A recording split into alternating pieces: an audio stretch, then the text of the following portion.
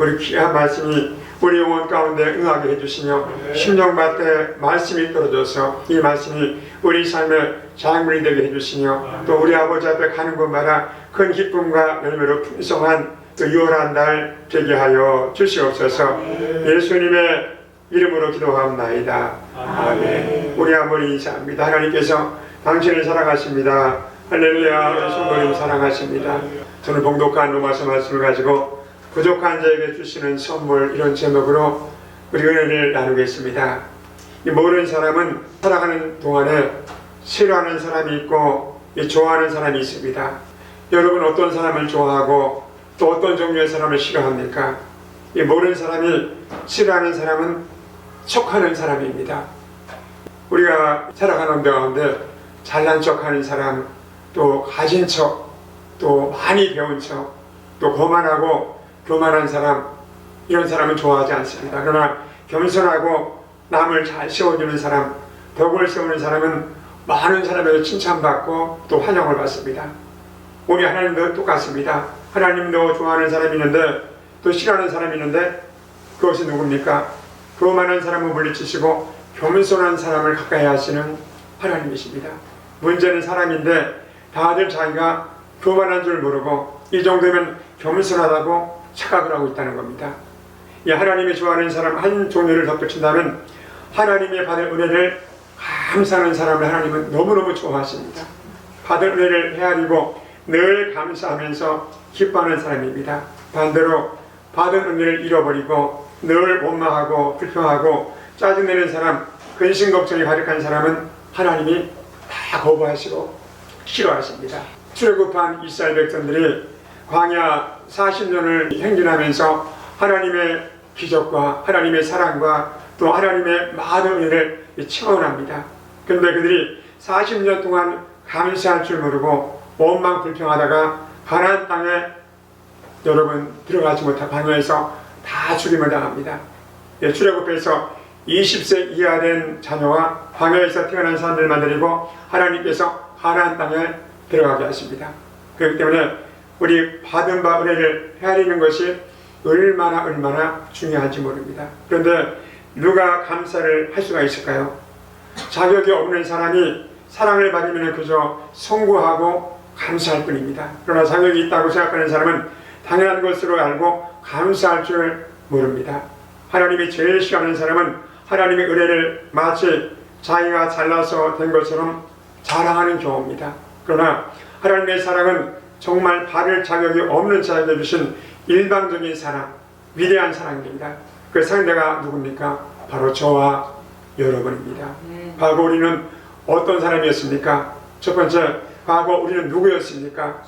우리나라의 김영길 박사가 창조과학회를 만들었습니다. 미국 나사, 미국 항공우주계획만 학자이면서 지금은 이 포항에 있는 한동대학을 세계적인 대학으로 만든 학자가 김 박사입니다. 그러니까 미국에 가서 유학할 때 주님을 영접하지 않았습니다.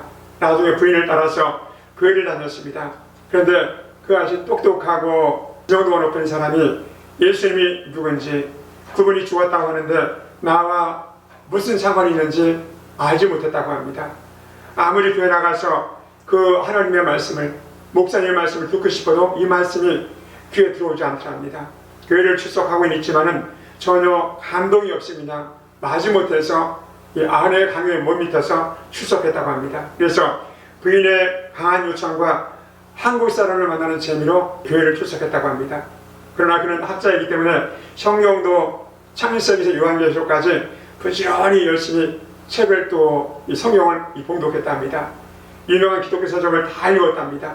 그런데 어느 날 저녁 8시에서 밤 11시까지 성경과 신앙서적을 놓고 연구하는데 갑자기 깨달음이 왔답니다. 다 죄인이기 때문에 죄인을 구원하려면 죄 없는 누군가가 대신 와서 죽어야 한다. 죄인을 대신해서 죽기 위해서 반드시 사람이 죽어야 하는데 신이신 하나님이 대신 죽을 수는 없다. 그렇기 때문에 하나님이 당신의 아들을 이 땅에 내려보내서 그가 죄 없으신 분으로 나를 대신해서 십자가에 죽으신 분, 그분이 예수님이시다. 그분이 나를 위해서 속죄제물로 오셨다. 이 사실을 깨닫게 됐습니다. 그래서 이분이 이런 간증을 합니다. 진리를 깨닫는 순간 어두웠던 마음이 물러가고 환하게 밝아오는 것을 느꼈습니다. 그는 두 손을 모으고 주님을 영접하는 기도를 드렸다고 합니다. 나는 죽을 수밖에 없는 죄인입니다. 그런데 주님께서 나를 위해서 갈보리로 가심으로 내 죄가 사해졌고 이 시간 제가 하나님의 자녀가 되었고 저희 죄를 주님 앞에 다 내어놓습니다. 그는 시간 가는 줄 모르고 기도하면서 구원해주신 하나님의 은혜를 감사했다고 합니다. 그리고 이른 아침에 밥을 먹고 출근하는데 평소에 보았던 하늘이 다르게 보이더랍니다. 어제 본 그 하늘이 아니더랍니다. 모든 것이 새로웠고 다르게 보였습니다. 이것이 바로 거듭남의 체험입니다. 사랑하는 성도 여러분, 여러분도 예수님께서 하나님의 아들로 이 땅에 오셔서 여러분이 감당해야 할 죄짐을 대신 지시고 죽으신 것입니다. 그 믿음으로 여러분이 죄 용서를 받고 하나님의 자녀가 된 것입니다. 그 사실이 믿어지고 깨달아지면 여러분은 구원받은 하나님의 백성인 것입니다. 성도 여러분, 우리가 어떻게 해서 구원을 받았는지, 우리가 믿는 하나님은 어떤 분인지, 또 예수님의 공로가 무엇인지 잘 알고 말을 할 수 있어야 합니다. 우리가 믿음으로 의롭다 하심을 받았는데 누구를 믿었다는 말이며 무엇을 믿었기에 의롭다 하심을 받은 것인가? 또 예수 그리스도 하나님의 아들을 믿는 것이고 그분의 십자가 구속 죄사함의 이 지불을 하신 것을 믿어 죄 없다 올바르다 하심을 받은 것입니다.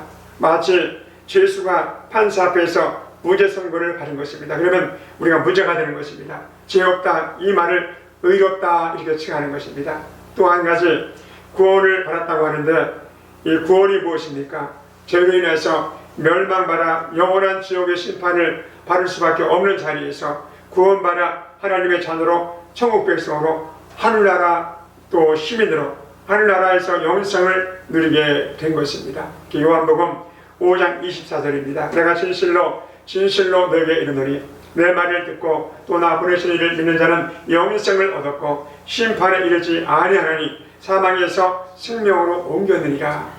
그래서 오늘 이제 김광수 원사님 발인 예배를 8시에 드렸습니다. 그래서 제가 어떤 설교를 할까 하다가 구원 설교를 했습니다. 아직도 이 자리에 어머님이 마지막까지 이 자리에서 아직도 예수 믿지 않는 자녀가 있습니까? 여러분 예수 믿고 나중에 천국에서 우리 어머니를 꼭 만나보시기 바랍니다. 이렇게 제가 설교를 했습니다.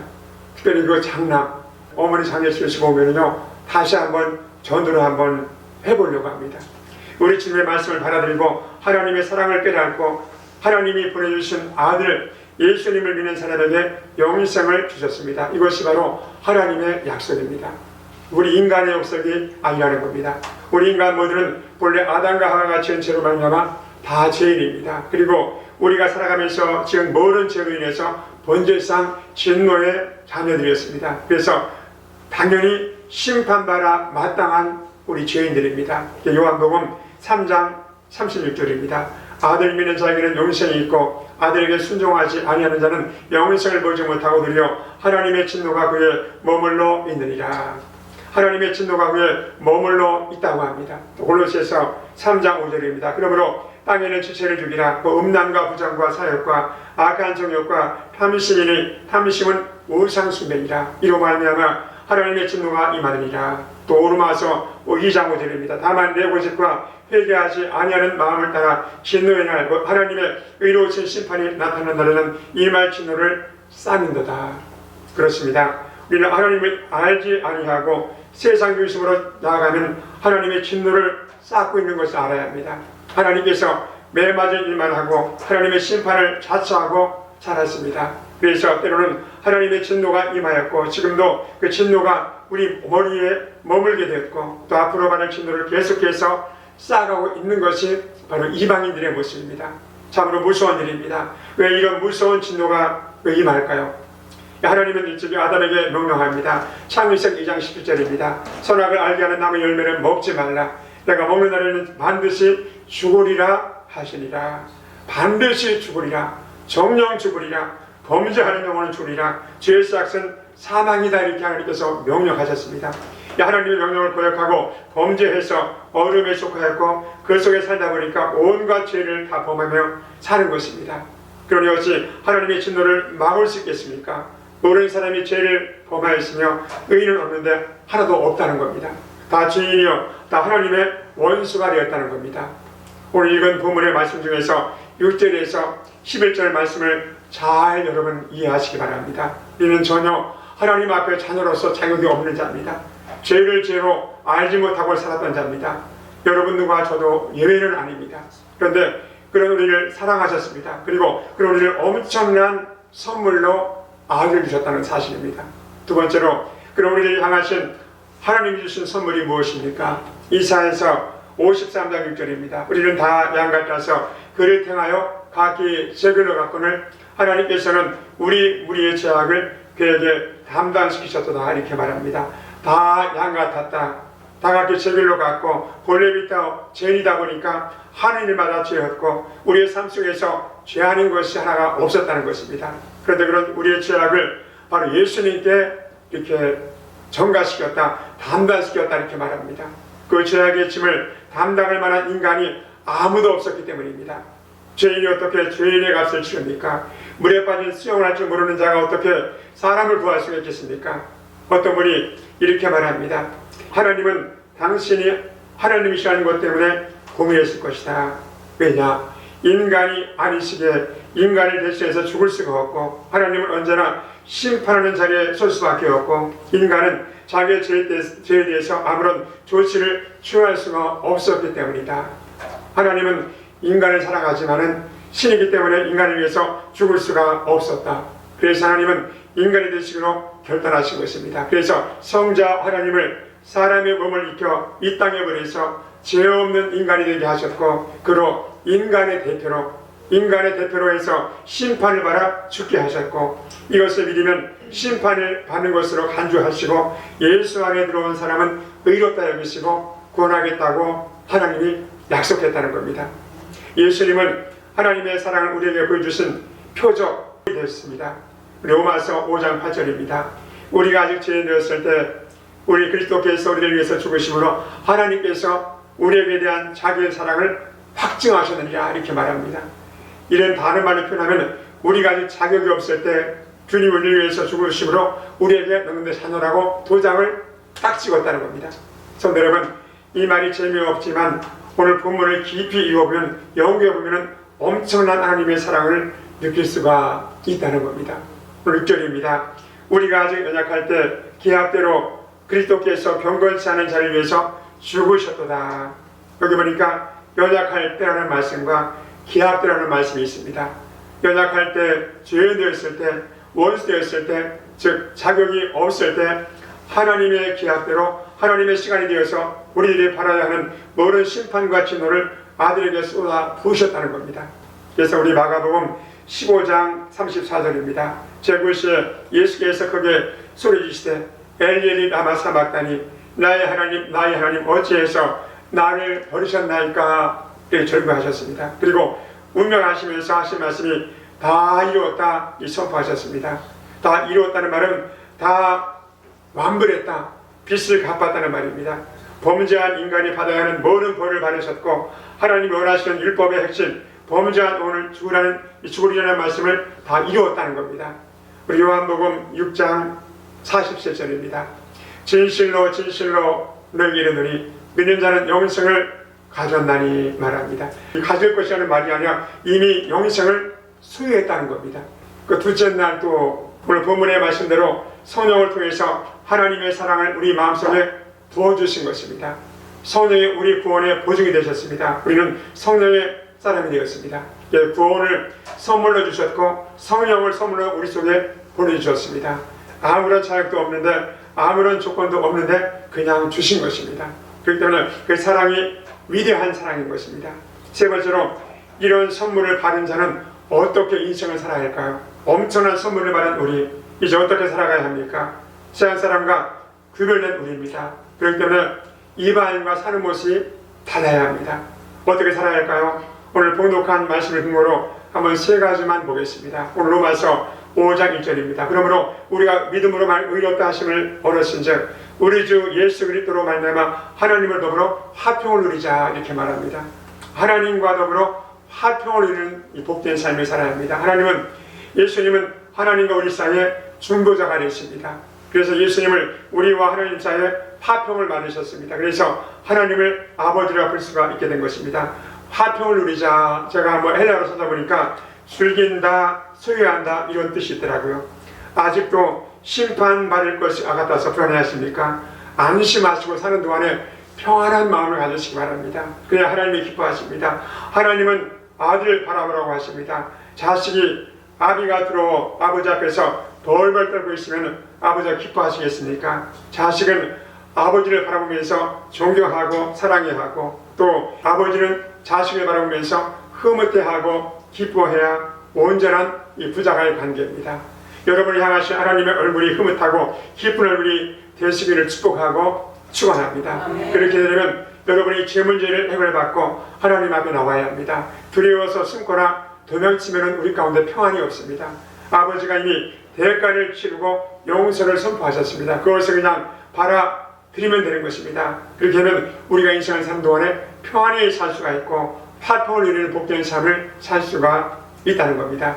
또 두 번째로 하나님의 선물을 받은 우리는 어떻게 살아야 합니까? 하나님의 영광을 바라보며 살아야 합니다. 오늘 2절입니다. 또한 그로 말미암아 우리가 믿음으로 서 있는 이 은혜에 들어감을 얻었으며 하나님의 영광을 바라고 즐거워하느니라.